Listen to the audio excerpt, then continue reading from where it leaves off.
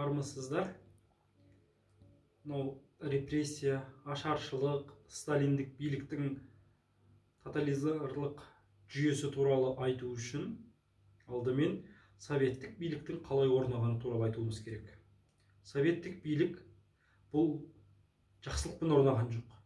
Адамның қанымен, қан төгіспен орнаған билік. Бізде 1917-1920 жылдар аралығында қазіргі Қазақстан Республикасының территориясына үстемдік еткен, билік жүргізген Алашорда ұлттық кеңесі өтті. Ол ұлттық кеңестің жоғары билігі Алаш ұлттық территориялық автономиясы болды.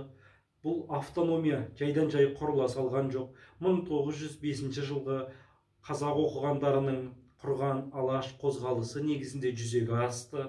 Сондықтан осы Алаш ұлттық автономиялық билігінің орнына советтік билік өзінің қанды қол ретінде қанды қасаппенен үстемдігін жүргізді.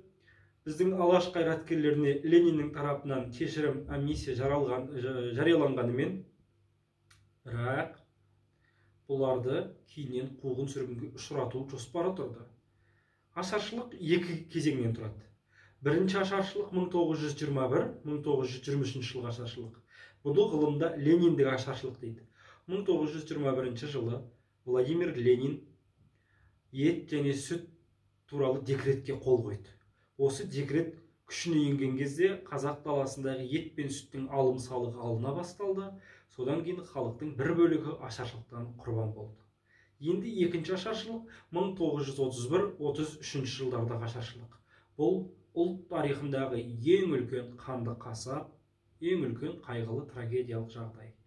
Біз бұны ұмытпауымыз керек. Халқымыздың, яғни қазақ ұлтының 65-70% осы 1931-33 жылдардағы сталиндік, голощекиндік қолдан жасалған ашаршылықта қайтыс болды. Яғни ата-бабамыз ашаршылықтан өлді. Бүгінгі қазақ халқының көбінің тарихын алатын болсақ, 1931-33 жылдары ата-бабалары зардап шегіп өлім құшты. Яғни халқымыздың жер бетіне жойылып кетуіне, демографиялық өсіміміздің азаюына, табиғи біздің көбеюімізге тосқауыл қойып, қолдан апат ұйымдастырған сталиндік биліктің бұл қылығын геноцид деп бағалауымыз керек. Бұл халықаралық ұйымдар тарапынан бағаланып, советтік биліктің қылығы әшкереленуі керек деп санаймыз.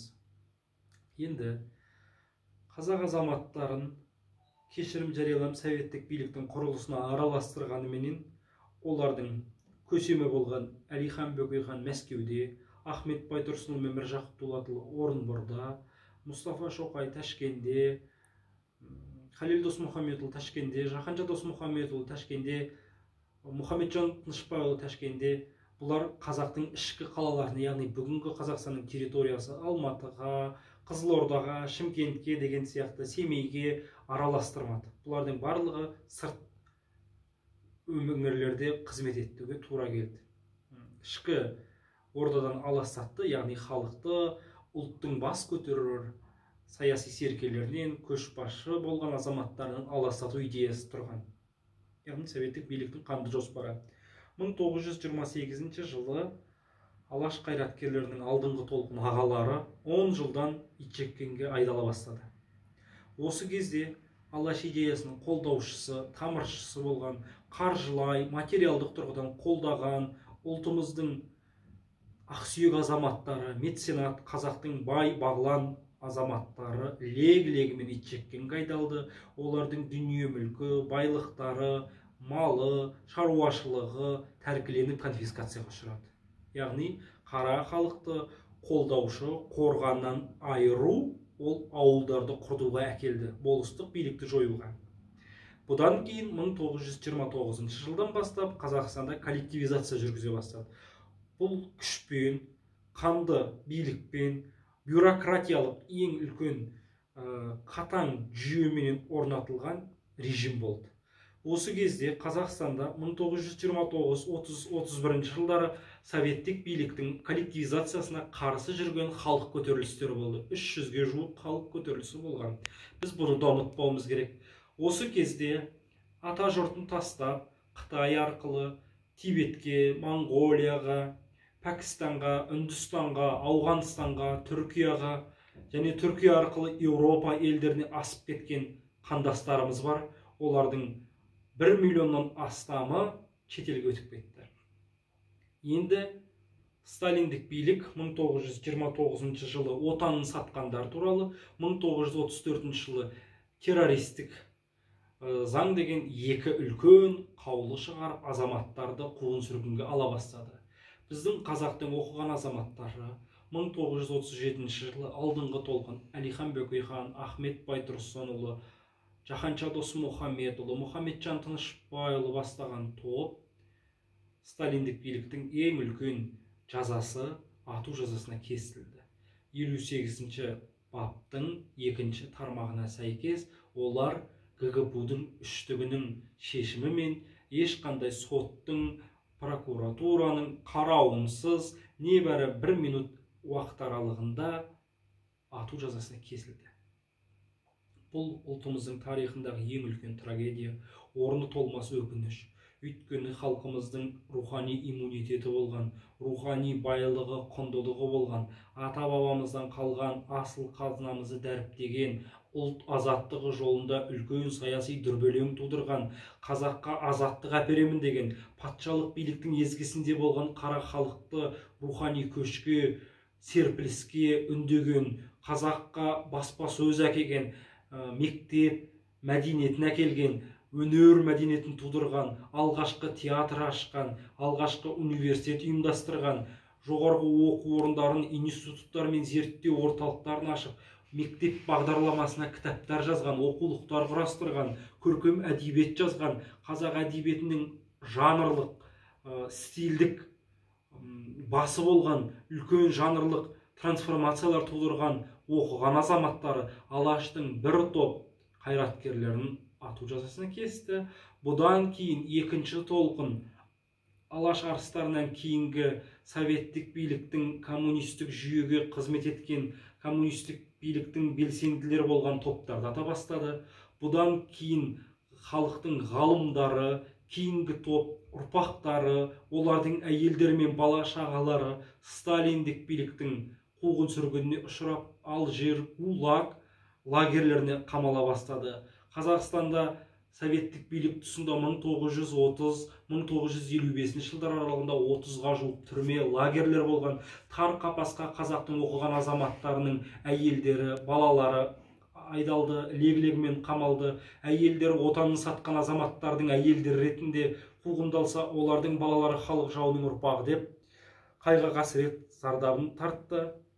Және 1928 жылдары Алаш қайраткерлерінің сенімді серігі болған, идеялас рухтастары болған, қазақ даласында жәдиттік білімді таратқан, ислами өркениетті тудырған, шариғат жолын, ахлақ мәселесін, пайғамбарлар тарихын тарату, діни әдет ғұрыптар мен салт дәстүрлерді негіздеген қазақтың сол замандағы молдалары, имамдары, мынау дін саласының қызметкерлері болған ахундар, ишандар, хазіреттер, лег-легіменен дін қызметкерлері айдалып қуғын-сүргінге ұшырады. Бұлар жат элемент ретінде сталиндік қаһарына ұшырады биліктің.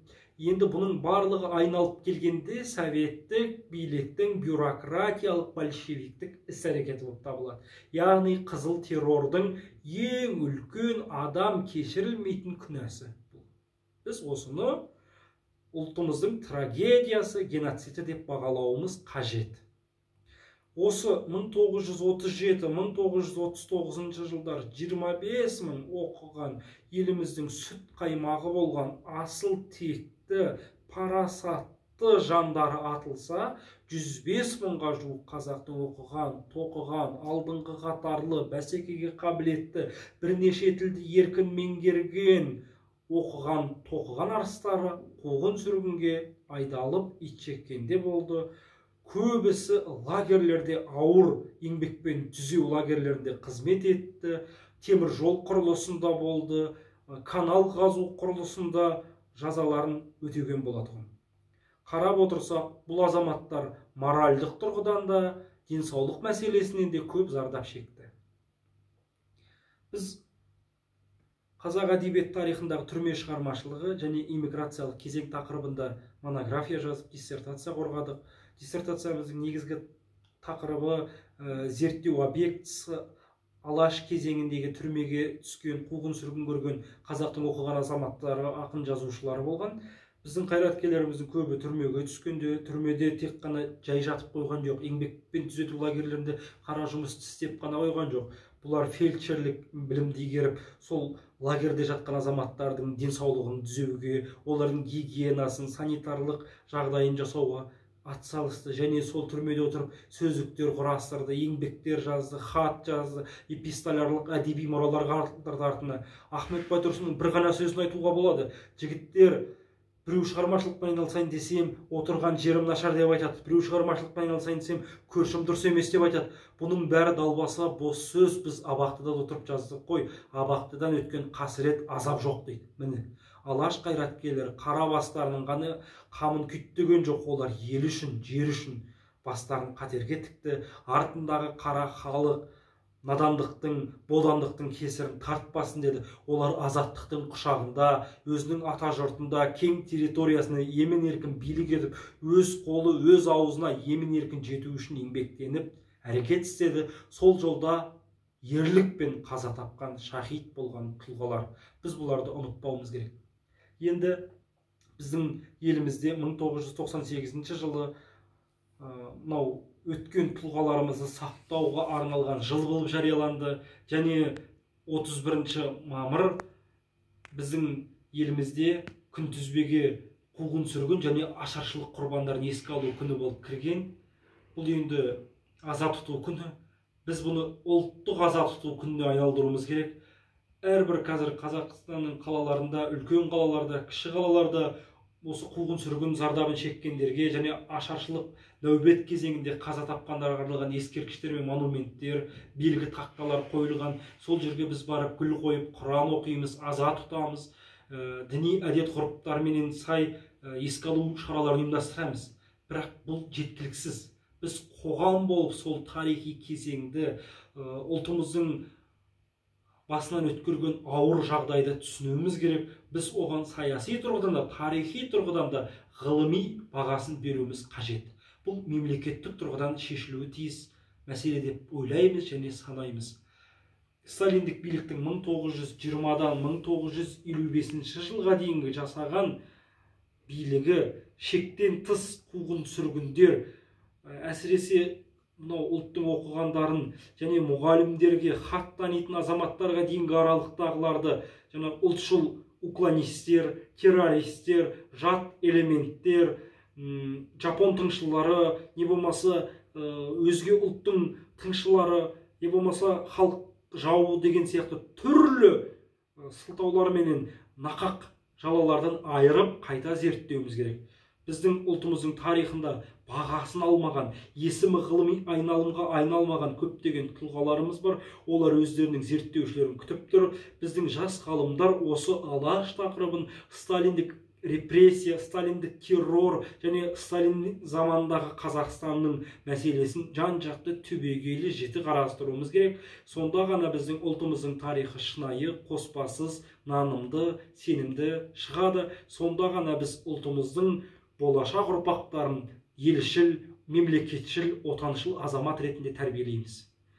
Ендігі мәселе бұл қазіргі уақыттағы ғылыми аппараттар менен зерттеу мәселесінде болып тұр. 1988-89 жылдардан бастап сталиндік репрессия кезінде қуғын-сүргінге ұшыраған, советтік биліктің қаһарына ұшыраған тұлғаларымыздың еңбектері де, есімдері де ақталып халыққа қайтарыла бастады. Алаштану ғылымы қарқынды дамып, жаңа белеске көтерілді. Бүгін алаштанудың 3-ші буыны қалыптасты. Алдыңғы толқын ағаларымыз, академик, профессорлар үлкен еңбектер істеді, тұлғаларымыз ақтап көрсетті.